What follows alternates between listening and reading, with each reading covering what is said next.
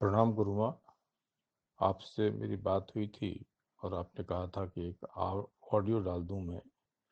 तो मैं ये बताना चाह रहा हूँ कि मैं काफ़ी छोटा था, 14-15 साल का। तब हम लोग उज्जैन में रहते थे। वहाँ मैं अक्सर करके महाकालेश्वर मंदिर चला जाता था और उस परिसर में बने हुए कुछ मंदिरों में मैं महामृत्युंजय का मंत्र जप भी किया करता था। और महाकालेश्वर की भस्म आरती भी मैंने बिना किसी कहे अटेंड भी करी थी। हरसिद्धि देवी चला जाता था और उस वक्त मुझे कभी कभी सपने में भगवान शिव, भगवान नरसिंह देव और हनुमान जी ये आदि दिखते थे। तो उसके बाद धीरे धीरे मैं उससे सब अलग होता गया और मुझे कुछ भी दिखना बंद हो गया। फिर मैं कभी कभी किसी ने मुझे बताया और मुझे अच्छा लगता था कि मैं गायत्री का मंत्र जपा करूं, तो गायत्री मंत्र जपता था। पर बहुत रेगुलरिटी किसी चीज़ में मेरी रही नहीं आज तक भी।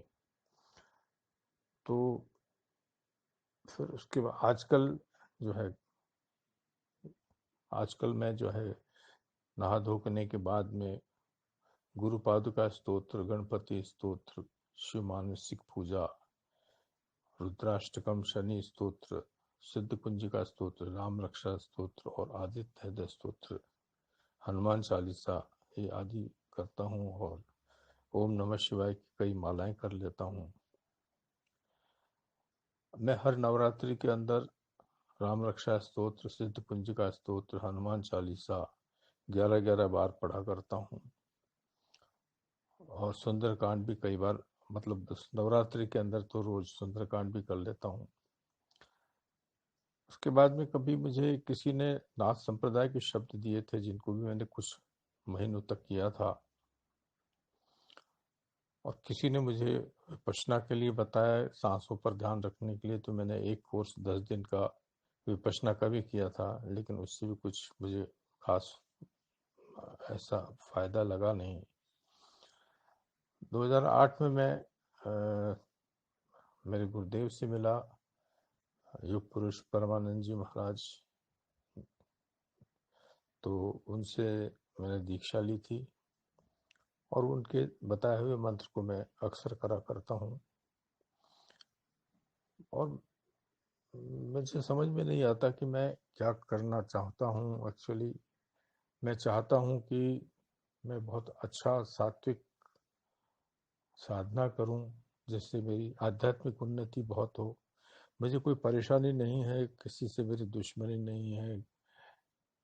मैं वैसे ठीक ठाक संपन्न हूँ, पेंशन आती है और मुझे आजकल कोई विशेष काम भी नहीं है। तो मैं सोच रहा हूँ कि ये अधिक मास जो आने वाला है इसमें आप मुझे कुछ गाइडेंस करें और मैं अच्छी साधना कर पाऊँ ताकि कुछ अनुभव हो और मैं आध्यात्मिक क्षेत्र में आगे बढ़ूँ। मैं इच्छा तो बहुत होती है, ऐसा लगता है कि एक वो था कि न जाने आज क्यों हूँ मैं मंजिल से दूर में, हर एक रास्ते पे कोई पेचुखम नहीं।